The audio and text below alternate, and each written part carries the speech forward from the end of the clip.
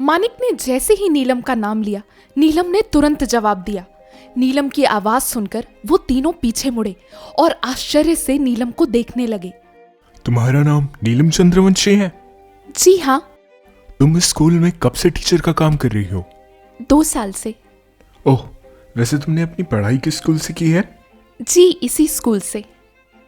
ये सुनते ही मानिक और रघुनाथ ने उम्मीद भरी निगाहों से एक दूसरे की तरफ देखा। मानिक ने वो फाइल पीछे छुपाई और चलकर नीलम के पास जाने लगा। उसकी आंखों में एक जुनून दिखाई दे रहा था। नीलम जरा घबराई।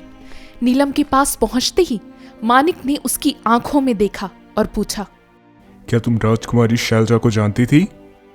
ये सुनते ही नीलम का गला सूख गया।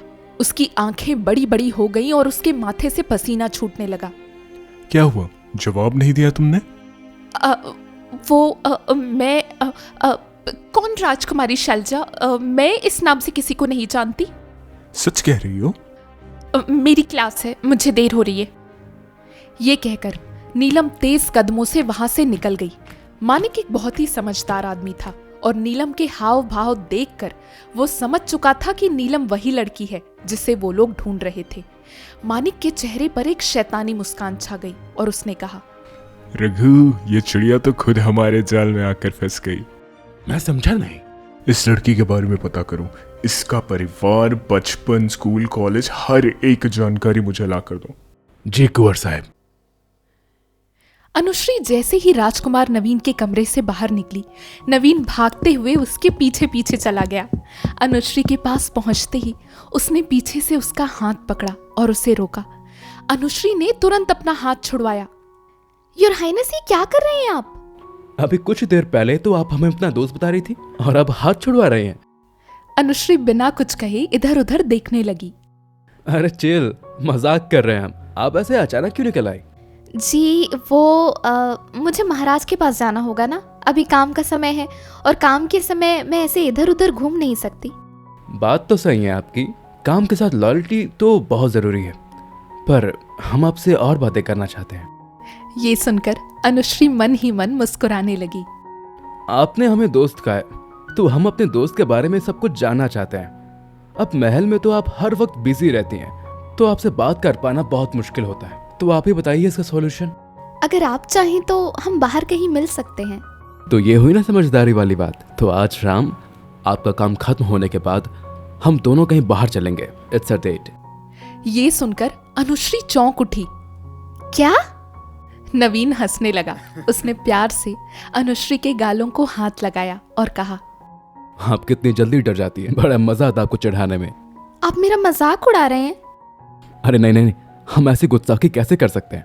हम तो बस मस्ती कर रहे हैं, दोस्तों के बीच ये सब चलता रहता है। ये सुनकर अनुश्री के चेहरे पर भी मुस्कान आ गई। अच्छा ठीक है, अब मैं चलती हूँ, जल्दी काम खत्म करने की कोशिश करूंगी। अनुश्री जैसे ही जाने के लिए पीछे मुड़ी, उसके सामने रानी मधुलिका खड़ी थी। राजा प्रताप अपने कमरे में खिड़की के पास एक चेयर पर बैठे हुए थे। उनके चेहरे पर दुख और पछतावे के बादल छाए हुए थे।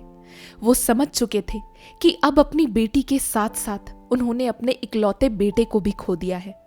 रानी मधुलिका से तो वो कोई उम्मीद भी नहीं रख सकते थे, क्योंकि वो जानते थे कि उन्होंने मधुलिका को कभी एक पत्नी का दर्जा दिया ही नहीं। अब उन्हें अपने बुढ़ापे में अकेले रह जाने की चिंता सता रही थी। उन्होंने एक लंबी सांस छोड़ी और अपनी आंखें बंद कर ली।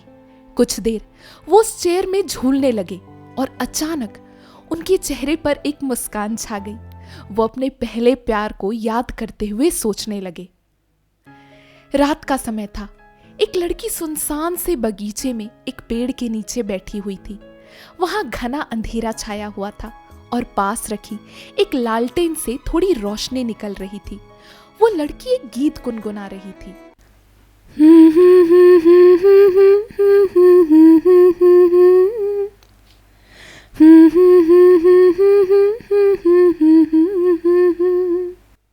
तभी वहां राजा प्रताप आए। यमुना, राजकुमार, आ गए आप? बहुत इंतजार करवाया ना मैंने, तुम्हें डर तो नहीं लगा? अरे नहीं, आपके प्रेम ने मुझे निडर बना दिया है और मुझे तो आपका इंतजार करने की आदत है। मैं तो सारी उम्र आपका इंतजार कर सकती हूँ। इतना प्रेम करती हो हमसे? आपके लिए मेरा प्रेम तो एक सागर की तरह है राजकुमार, इसे नापा नहीं जा सकता। यमुना, हमने कितनी बार कहा है हमें राजकुमार मत बुलाया करो। हम राजकुमार सिर्फ दुनिया के लिए हैं, पर तुम्हारे लिए सिर्फ तुम्हारे प्रताप। प्रताप, ये नाम तो मेरे रोम रोम में बसा हुआ है। यमुना। ये कहकर प्रताप ने यमुना के होठों को चूम लिया। यमुना ने भी प्रताप के कंधों पर हाथ रखा और उसे चूमती रही। कुछ देर में यमुना पीछे हटी और तभी उसकी नजर एक इंसान पर पड़ी जो तेज कदमों से चलता हुआ उनकी तरफ आ रहा था। अंधेरे में उस आदमी का चेहरा दिखाई नहीं पड़ रहा था। वो तुरंत राजा प्रताप से दूर हटी और अपनी जगह पर खड़ी हो गई। ये देखकर राजा प्रताप भी अपनी जगह पर खड़े हो गए। यमुना, क्या हुआ? तभी वो आदमी उनके पास पहुंचा और यमुना ने कहा, भैया आप? राजा प्रताप पीछे मुड़े और उस आदमी का चेहरा देखा। तभी उनकी आंखें खुल गई। ये तो वही आदमी है जो 14 साल पहले दरबार में हमारा गला दबा रहा था। क्या नाम था उसका? हाँ, मंगल। तो इसलिए हमें उसका चेहरा जाना पहचाना लग रहा था। वो आदमी यमुना का भाई है और हमसे बदला लेने आया था। अनुश्री ने जैसे ही रानी मधुलिका को अपने सामने देखा, उसके होश उड़ गए। वो एक टक लगाकर मधुलिका को देखने लगी और मधुलिका भी आश्चर्य से उसे घूरने लगी। ओ गॉड, कहीं इन्होंने सब सुन तो नहीं लिया? क्या सोचेंगी अब मेरे बारे में? राजकुमार नवीन ने माहौल का अंदाजा लगाया और अपना मुंह खोला। अरे माँ, आप यहाँ क्या कर रही हैं? नवीन की आवाज सुनकर मधुलिका ने उसकी तरफ देखा। मैंने आपके लिए बुलावा भिजवाया था और आप। इससे पहले कि नवीन जवाब देता, अनुश्री ने तुरंत कहा, गुड मॉर्निंग योर हाइनेस, आप लोग बात कीजिए, मैं चलती हूँ। ये कहकर अनुश्री तेजी से वहां से निकल गई और मधुलिका ने नवीन से पूछा, ये आपसे क्या बात कर रही थी? कुछ खास नहीं, ऐसे कुछ काम था उन्हें। उसे आपसे क्या काम था? वो तो महाराज की सेक्रेटरी है ना? माँ, उन्हें छोड़िए ना, आप बताइए, आपने हमें क्यों बुलवाया? मैं आपसे माफी मांगना चाहती थी बेटा, मुझे आपसे ऐसे बात नहीं करनी चाहिए थी। मधुलिका का चेहरा बिल्कुल उतरा हुआ था और नवीन अपनी माँ की ये हालत नहीं देख सकता था।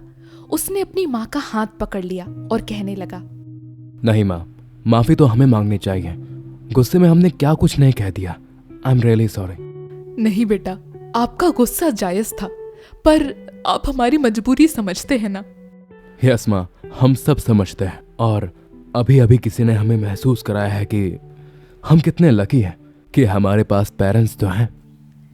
ये कहकर नवीन अनुश्री की तरफ देखने लगा, जो बिना मुड़े सीधे अपने रास्ते जा रही थी।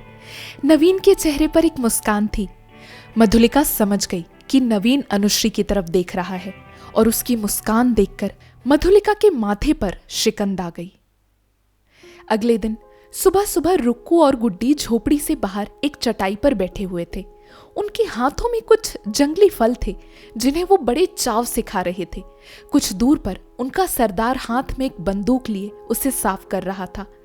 अचानक उन्हें कदमों की आहट सुनाई दी और सरदार ने तुरंत अपना बंदूक उस दिशा में साध दिया। गुड्डी और रुक्कू ने भी अपना नाश्ता छोड़ा और अपनी जगह पर खड़ी हो गई। वो अपने हथियार लेने के लिए भागने ही वाली थी कि तभी एक आदमी झाड़ियों के पीछे से बाहर आया। सरदार ने उस आदमी को देखा और अपना बंदूक नीचे कर लिया और कहा, मंगल तुम? तो दोस्तों, आपको क्या लगता है मंगल डाकुओं के सरदार से मिलने क्यों आया है? अपने अपने जवाब कमेंट बॉक्स में लिखकर ज़रूर बताइएगा। आपको ये सीरीज़ कैसी लग रही है, ये भी कमेंट बॉक्स में लिखकर ज़रूर बताइएगा। अगर कहानी अच्छी लग रही है तो वीडियो को लाइक करें, शेयर करें और आगे के चैप्टर्स पाने के लिए हमारे चैनल को सब्सक्राइब करें और बेल आइकन क्लिक करें। Thank you.